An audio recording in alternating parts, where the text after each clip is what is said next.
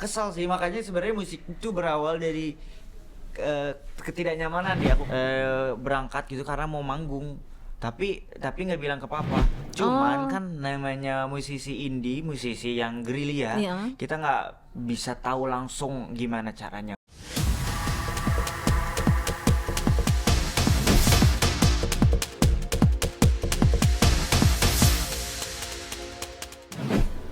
Eksklusif lagi-lagi akan ngobrol dengan musisi muda berbakat dan lagunya viral. Duh, pasti kalau nanti di-spill sedikit, refnya aja udah pasti tahu semua nih lagunya siapa. Tapi sekarang sebelum nge-spill lagunya, sebelum disuruh nyanyi lagi biasanya, kita akan ngobrol dulu dengan yang sudah datang di eksklusif bersama saya ada. Halo Sakib, apa kabar? Hai Kak Yeay, thank you. Nonon dan teman-teman eksklusif di luar sana. Asik. Ini hari ini muter ya ke beberapa tempat dan mampir ke sini. Benar banget. Karena lagi promo single yang terbaru. Yo Oke. Tapi tadi bikin penasaran nih, lagunya apa sih gitu loh? lagu yang terbaru aku yang baru keluar kemarin judulnya Roda Berputar kan. Roda Berputar. Pas banget di pergantian tahun rilis Roda Berputar. Ini gimana nih? Mau menggambarkan bagaimana dunia waktu berjalan berputar? Bener banget sebenarnya. Kenapa dipilih waktunya di akhir tahun, mungkin juga karena memang di akhir tahun ini banyak sekali resolusi-resolusi yang mungkin belum tercapai, atau bahkan resolusi ke depan yang akan ingin kita capai. Itu kan jadi sebuah siklus ya. Jadi cocok banget buat teman-teman dengerin lagu Roda Berputar. Oke. Ini lagunya yang bikin liriknya kamu sendiri atau ada yang dibantu? Sebenarnya base-nya aku sendiri yang Oke. bikin lagunya, cuman banyak dimodif sama produser aku, Rizky, sama Rinrin, sama Zara juga. Zara, sang kekasih membantu. Tadi kalau bicara soal Roda Berputar tentang pergantian tahun dengan resolusi, tapi memang ada sedikit kisah nggak sih dalam lirik itu adalah bagian dari kamu sendiri? Jelas dong, karena gua rasa semua manusia pun pernah merasakan hal yang stuck banget gitu, lagi di momen yang stuck banget, entah harus ngapain, masalah percintaan, pekerjaan, apapun itu. Cuman kalau untuk lagu Roda Berputar sendiri ini gue terinspirasi dari produserku sendiri. Jadi dia tuh di umur yang, kita langsung cerita aja mungkin ya. Boleh. Tentang Roda Berputar itu kalau digambarkan sebagai orang yang berumur 27 sampai 29 tahun, dan biasanya di umur-umur segitu lagi pusing-pusingnya terhadap percintaan dan pekerjaan. Kalau digambarkan lagi-lagi, jadi sebuah orang tuh pokoknya umurnya segitu, dia pekerja kantoran yang dimana belum punya pacar, belum punya pasangan, kerjaan numpuk, dan di tahun-tahun yang berulang tuh dia ngerasa kok gue gini-gini mulu ya. Merasa seperti stuck ya? Bener. Terus dia mencoba untuk nanya-nanya ke orang yang mungkin jauh lebih sudah berpengalaman, kayak gimana sih caranya biar bisa gue dapet cewek. Terus akhirnya dijawab lah sama si bijak ini, kayak gini caranya, gitu caranya, ganti baju yang benar, pakai baju yang benar, Memperbaiki diri ceritanya. bener. Maksudnya daripada mikir keluar, ya mending lo perbaikan diri aja apapun biar bisa membuka peluang kemungkinan untuk dapat pasangan. Akhirnya dilakuin tuh berbagai cara, tapi dia balik lagi dan ngomong, ternyata gue masih ada di sini aja, mana gue belum dapat juga. Terus si bijak ngasih tahu lagi kayak, tenang aja, roda kan berputar.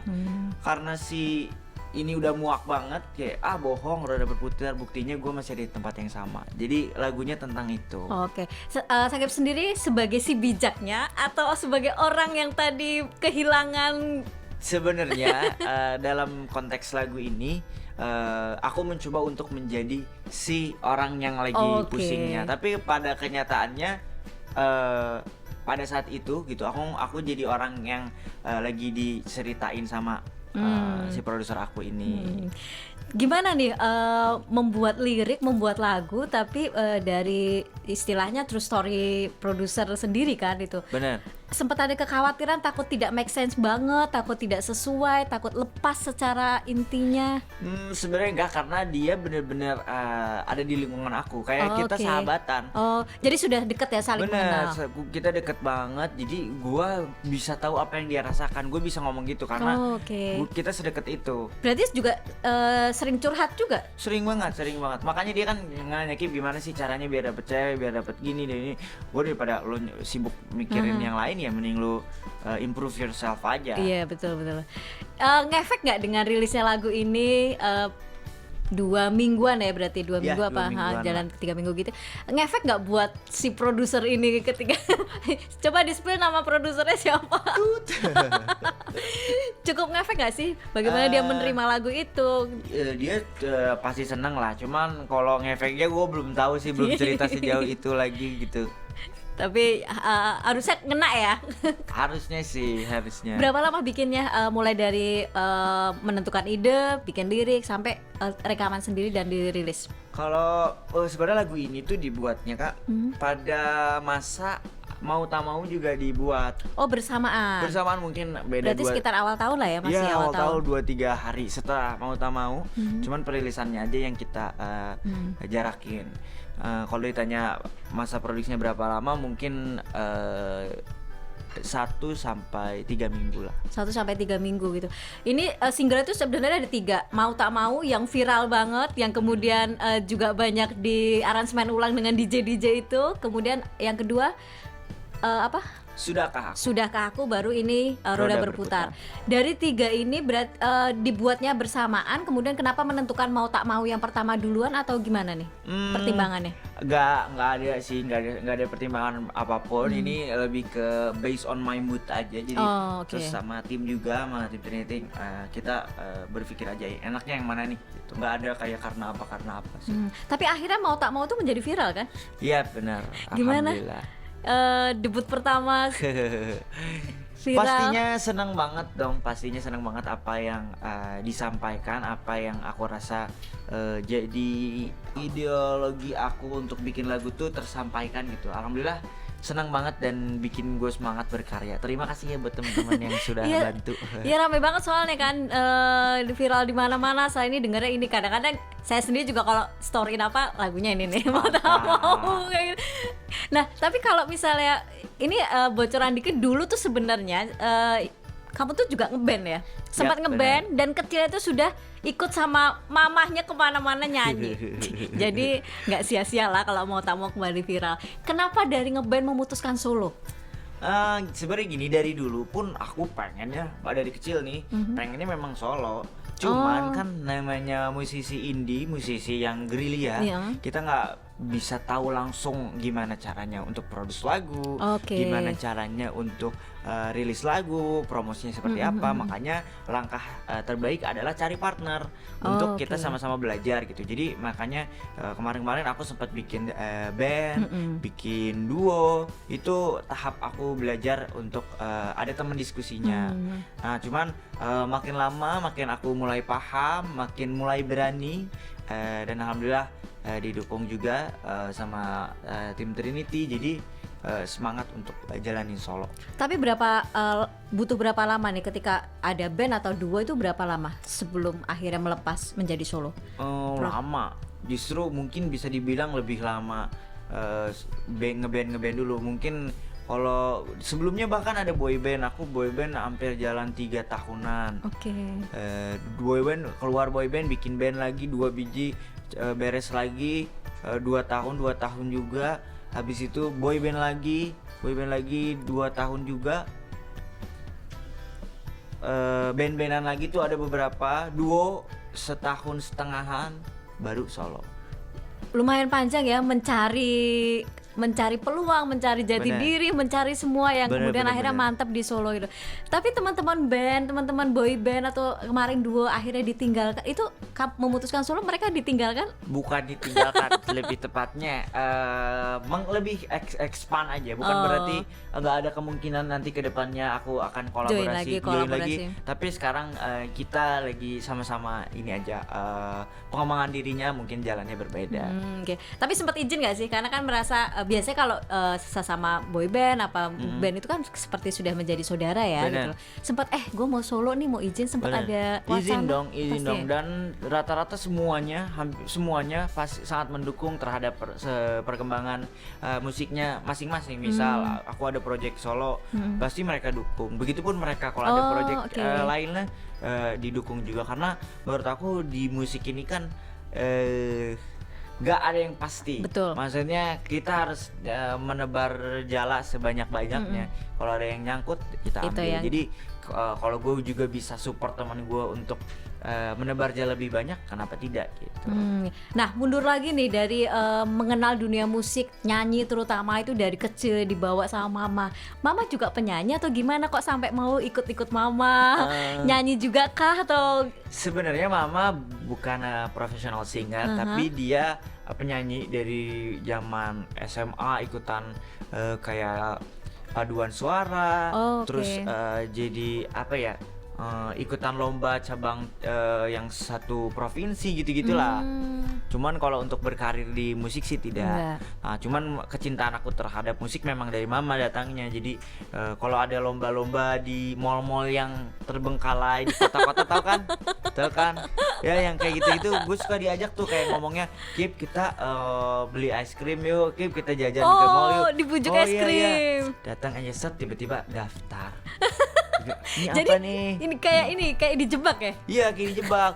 Terus ya udah nyanyi, karena gue orangnya pede-pede Iya, aja. iya. Mau nggak latihan juga gue cuek banget. Tetap kayak, naik panggung. Suara kayak sumbang banget suara gue. Bodoh amat. Gue cuman senang aja untuk bisa mengekspresikan diri dari kecil memang. Terus sampai ke audisi juga memang mama dan abang aku yang dorong-dorong. Tapi apa yang Sakip rasakan Sakip kecil ketika ayo beli es krim, begitu sampai mallnya disuruh nyanyi? Iya. Sempat ada marah, kesel atau Ya justru pasti kesal sih. Makanya sebenarnya musik itu berawal dari ketidaknyamanan di aku, karena paksaan kan, bentuk paksaan. Cuman setelah lama-lama udah nggak maksa, udah apa ya, udah lebih dilepas, ternyata aku bisa nemuin apa yang aku suka di bidang musik. Jadi itu lebih keluar lagi. Oh, dari paksaan kemudian menjadi kesukaan sendiri gitu loh. Bener. Tapi kemudian sempat les vokal gitu nggak ketika kamu sudah merasa gue suka musik nih gitu loh? Sempat SD tuh aku les vokal juga, cuman memang nggak yang rutin banget, mungkin cuman bisa dibilang 3 bulanan aja, sisanya udah Otodidak, belajar dan terus-terusan sendiri, gitu. Berarti mama menjadi orang yang pertama sadar ya dengan bahwa kamu punya bakat yang sama, punya suara yang bagus, atau justru mama memang sadar atau tidak pengen ngebentuk nih anak gua harus seperti gua, harus bisa nyanyi, harus bisa, atau yang mana nih? Kayaknya lebih ke mama tuh ke anak-anaknya mendukung segala bentuk ekspresi anaknya. Misal anaknya ada yang suka main bola, didukung. Ada yang suka nyanyi, didukung. Ada yang suka apapun, didukung. Jadi mungkin dari sebelumnya mungkin mama ngeliat kayak, ih kok Sakip suka bersenandung atau apapun itulah yang mungkin dia lihat, terus baru didukung. Oh, kamu berapa bersaudara dari? Aku 7 bersaudara. Kamu yang Keempat. berapa orang dari 7 itu yang nyanyi, yang ikut mama? Yang nyanyi 3. Mantap kan? Hampir setengahnya. Ini racunnya mama nih. Racunnya mama luar biasa nih gitu. Kalau papa sendiri gimana, Kip? Oh, papa sendiri enggak. Kalau Cuek lebih cuek enggak. Tapi dia sangat mendukung juga kok. Cuman dia tipikalnya enggak yang doyan musik. Nggak doyan musik? Ya maksudnya enggak terlalu begitu musik lah Oh, gitu. tapi ngelihat anaknya kemudian berkecimpung sekarang kan, kamu mau nggak mau jadi penyanyi profesional kan di industri musik. Restu ayah gimana dengan anaknya memilih dunia musik sebagai salah satu karir ya lah? Pada awalnya pun namanya orang tua ya, pasti aja ada kekhawatiran. Iya. Terutama waktu masa-masa aku sekolah, masa-masa masih dunia pendidikan itu sangat Selalu, keras, sangat keras, karena hampir kadang malah melarang jatuhnya gitu di musik itu, nggak boleh. Tapi setelah aku besar dan aku pahami, ternyata memang tujuan papa tuh yang penting pendidikan dulu, bukan berarti nggak boleh. Hanya sebatas kekhawatiran takut sekolahnya terbengkalai. Iya bener, takut sholatnya ketinggalan, Nah, cuman wajar lah setelah ya. kita bisa meyakinkan ya ternyata mendukung. Butuh berapa lama meyakinkan papa? Wah, Kalau lama. mama kan udah pasti disupport nih. Lama banget, mungkin 10 tahunan ada. Seriusan? Bener, karena kan aku bilang dari SD tuh udah mulai, mungkin izininnya atau mulai didukungnya udah SMA mungkin. Ini didukung mama tapi tidak mendapat kepercayaan penuh dari papa. Iya. Sempat dilema nggak di antara dua orang tua sendiri? Bener cukup dilema juga, karena bahkan sempat kita nyumput nih. Nyumput-nyumput tuh bahasa Indonesia sembunyi-sembunyi. Iya, sembunyi-sembunyi berangkat gitu karena mau manggung. Tapi nggak bilang ke papa. Soal manggungnya ke Surabaya dari Bandung. Tapi mama nih. tahu. Tapi diantar mama. Diantar mama. Oke. Tapi pergi ke Surabaya 2 hari, kayak bilangnya ngapain. Padahal kita di sana manggung gitu. Wah, baru ini loh anak sembunyi-sembunyi dari papa tapi didukung mamanya. Ya, terima kasih mama, love you. Tapi berhasil, akhirnya Amin, rilis single dan amin, viral amin. sendiri. Boleh nanya nggak kenapa kamu nggak pakai nama panggung karena memilih nama asli gitu kan? Biasanya kalau musisi itu banyak yang menggunakan nama panggung yang lebih katakanlah lebih menjual atau mungkin lebih oke dengan itu. Kamu memilih menggunakan nama asli kenapa? Karena I'm proud of it. Jadi aku sudah suka juga dengan nama aku, dan aku rasa kenapa harus ada nama panggung. Tapi bukan berarti yang ada nama panggung kenapa-napa ya. Ini lebih ke pilihan aja. Oke, berarti memang tidak pernah berpikir Enggak berniat sih. punya nama Enggak panggung sih, gitu. kayak kalau aku kurang nyaman sih, misal aku punya nama sakit terus di announce-nya as misalnya siapa Doni gitu kan. Malah Abang Doni bukan ya? Bercanda. Kok tadi gue adanya ngomong Doni? Dino, Dino. Maksudnya di announce-nya lain tuh kayaknya rasanya beda. Oke. Mungkin ya, kita nggak pernah tahu.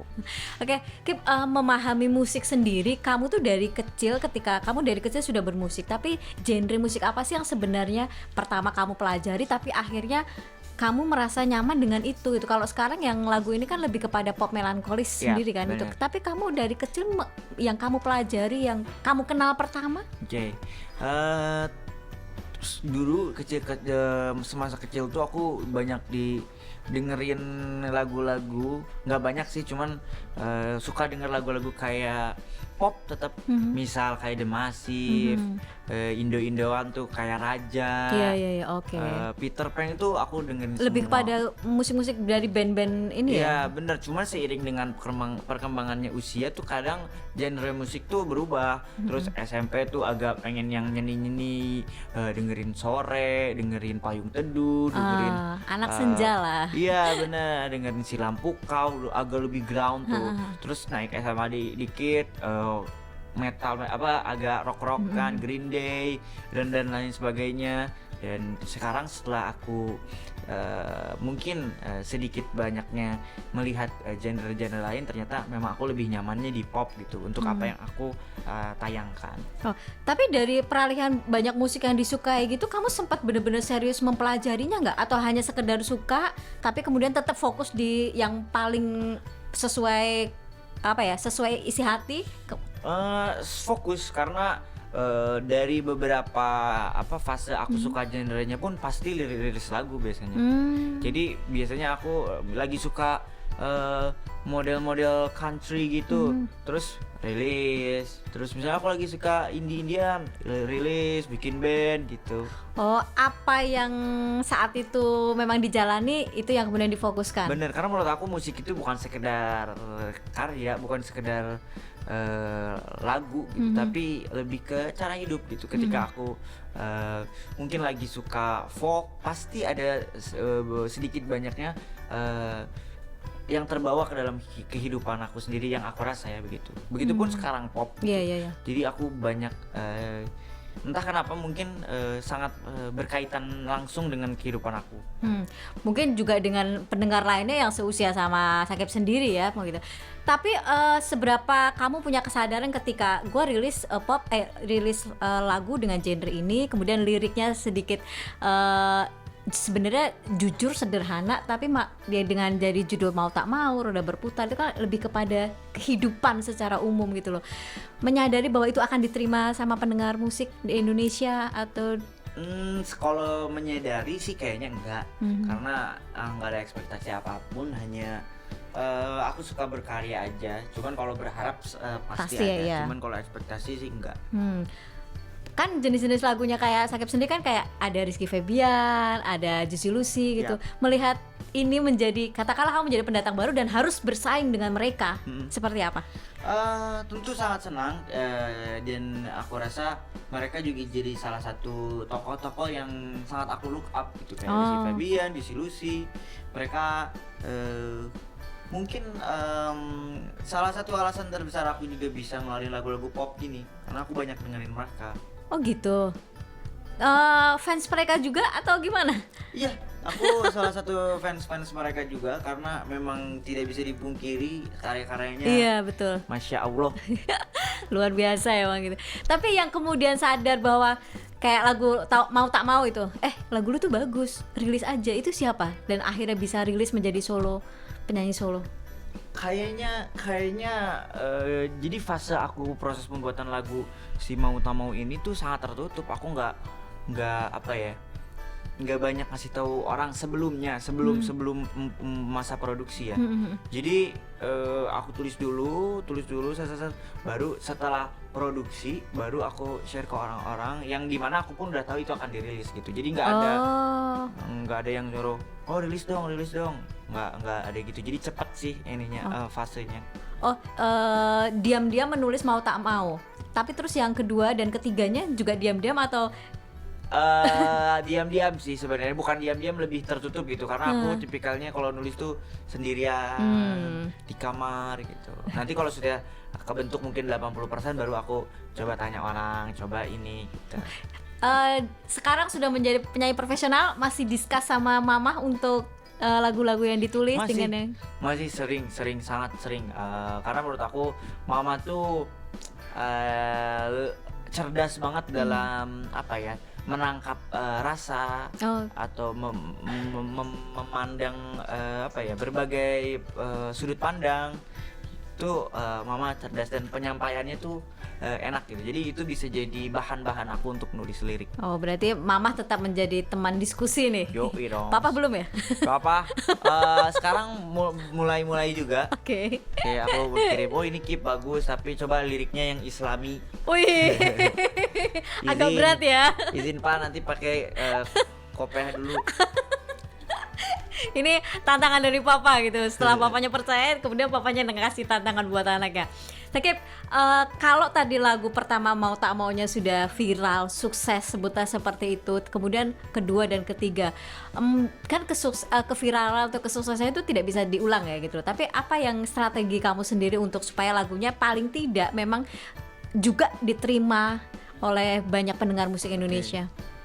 Sebenarnya kalau aku sendiri dalam berkarya nggak pernah pengen viral, pasti itu ada dalam hati aku pengen, tapi nggak pernah berekspektasi. Jadi itu bukan jadi alasan utama aku bermusik. Jadi yang penting aku cuman berdoa semoga aku tetap konsisten dalam berkarya aja, sampai kapanpun. Berarti kalau setahun ini ada 3 single, sudah bikin target-target tertentu bahwa setiap tahun paling nggak ada berapa single gitu? Enggak sih, enggak ada target sebenarnya. Cuman di tiap tahunnya aku pengen lebih produktif dari tahun sebelumnya. Tiap tahun pengen lebih produktif, berarti ini bakalan serius terjun di industri musik, di dunia hiburan, yang biasanya dunia hiburan nggak jauh dari gosip. Dan ternyata kekasihnya Sakib juga orang dunia entertain. Gimana ketemunya? Atau sebelum rilis Mau Tak Mau sudah saling kenal, sudah begitu dekat? Sudah saling mengenal. Udah mungkin hampir setahunan lah sebelum rilis juga udah kenal. Sudah kenal. Sudah pacaran? Sudah. Wih. Itu juga yang kemudian menjadikan dia terlibat dalam video klipnya, Zara? Bener dia kan selalu support aja apapun yang aku lakukan. Jadi kebetulan pada saat itu dia mau juga bantu, jadi gas. Apa sih yang kepikiran ketika harus kerja bareng sama pacar?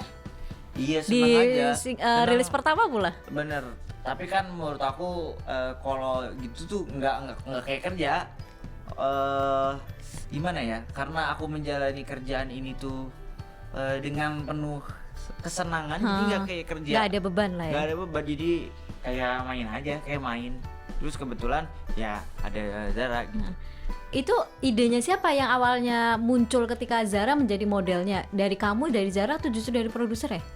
Dari aku, karena kebetulan kan sebenarnya main karakternya tuh Caca, Hasya itu kakaknya sebenarnya, cuman biar ada pemanisnya juga, kebetulan aku mau nggak ajak bantu juga. Oh boleh gas jadinya. Oke, boleh gas pokoknya gitu ya. Syarat buat mereka berdua. Nah ini sekarang Sakibnya sibuk nih promo-promo untuk single terbarunya. Udah full schedule sampai tahun depan.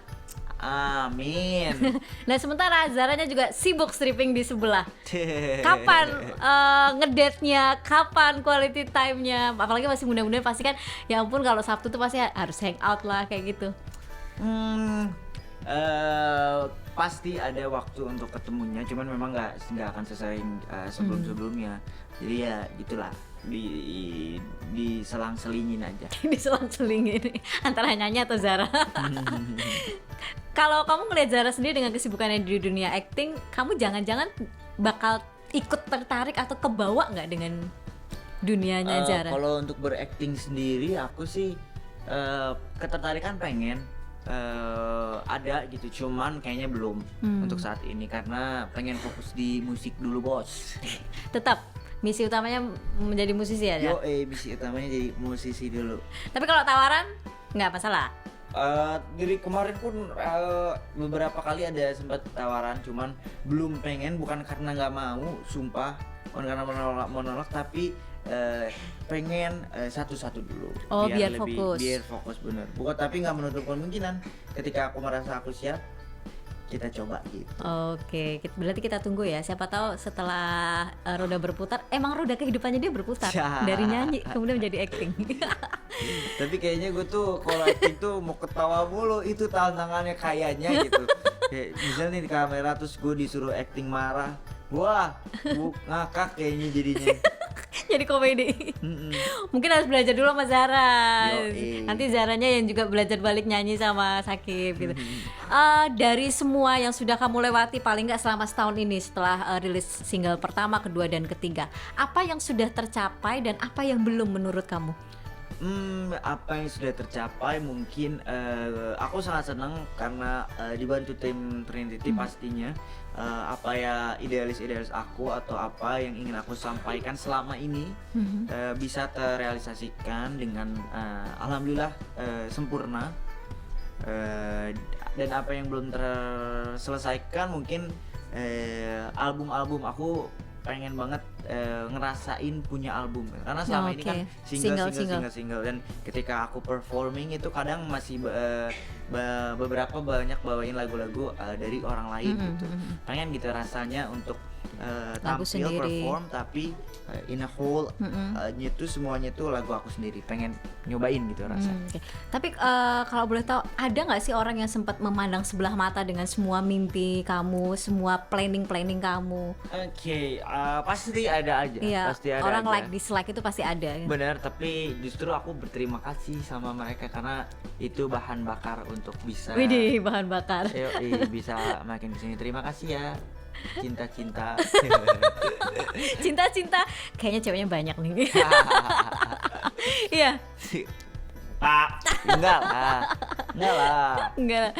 Ada momen yang paling nyesek nggak dalam proses perjalanan kamu meniti karir ini, yang paling nggak enak banget tapi itu bukan berkesan ya, nggak enak tapi justru itu menjadi titik balik kamu untuk membuktikan sesuatu? Oke. Sebenarnya kalau dalam proses bermusik tuh yang paling menjadi tantangannya adalah kasarnya nih, apalagi kalau sebelum aku gabung label, kan proses produksi itu sangat susah ya.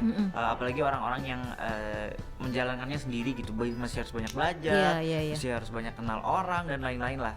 Nah, tantangannya di sini tuh kayak gimana caranya lo meyakinkan orang lain untuk kayak percaya ini bagus loh, sampai ketika kepercayaan itu mulai tumbuh dari orang-orang terdekat lo, mungkin itu akan membangun lo juga untuk jauh lebih mendobrak pintu yang selanjutnya.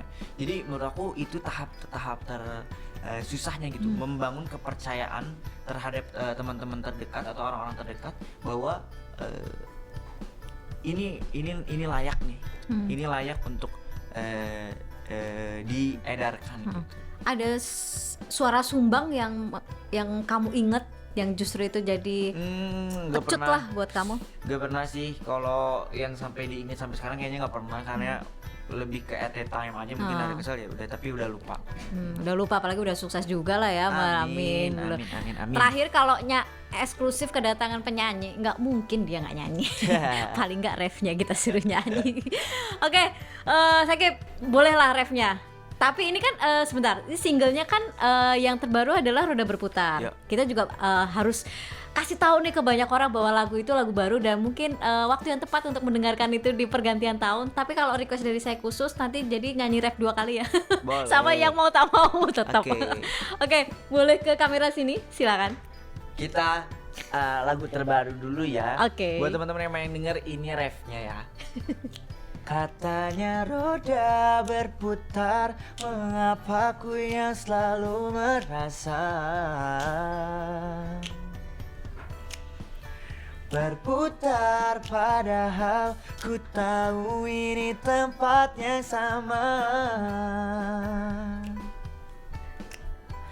Nyatanya hanya mereka, ku tak pernah dapat gilirannya. Oke, sekarang requestan khusus dari aku. Oke, ini khusus mau tak mau? Kanonon. Let's go. Nyanyi bareng dong. Aduh, nyanyi nanti bareng. fans kamu hilang gara-gara duet sama saya. One go. Mau tak mau harus lempar dadu. Ku tak tahu satu atau 6 yang menghadapku. Mau tak mau harus ku coba dulu. Paling-paling ku jatuh dan mengeluh. Tak mungkin sakitnya seperti hari lalu. Menarik nih. Kenapa ada ide melempar dadu di situ? Lempar dadu tuh aku gambarkan sebagai takdir. Jadi kayak kita nggak pernah tahu ketika kita lempar dadu tuh dapat 1 terburuk atau 6 terbaik. Jadi tapi nggak ada cara lain untuk kita bisa dapat angka itu kan. Jadi nggak ada cara lain selain lempar aja dulu. Ternyata filosofinya cukup dalam loh. Terima kasih loh Syakib sudah sharing dengan kita, sudah ngehibur para kameramen dengan lagunya tadi kan. Itu yang tengah ikut joget-joget, kayaknya pengen duet. Terima kasih, sukses terus buat singlenya. Terima kasih. Salam buat Zara. Iya, nanti disalamin. Oke.